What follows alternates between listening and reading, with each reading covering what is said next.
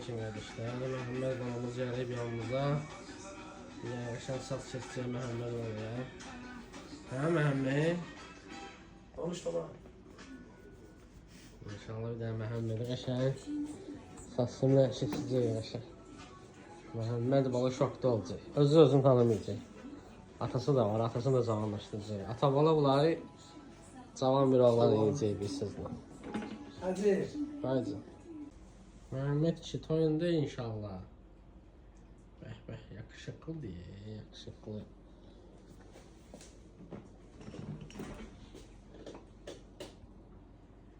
Boynu arkası tertemiz. Kaşları dene.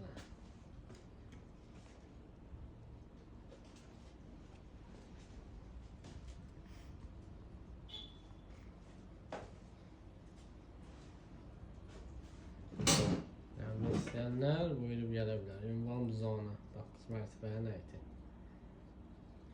Uşaq saç stillərimiz də var burada. Hansı saçı istəsiniz? Gətirə bilərik. Atası da hazırlaşır. Balağın toyunda qardaş. Sağ ol. Balon toyunda inşallah. Atanı da cavan Sənin oğlan qolun var yiyəcək. olsun. Sağ ol qardaş. Atanı da cavan oğlan Məsləhətdir, yiyəcək. bərbərdir.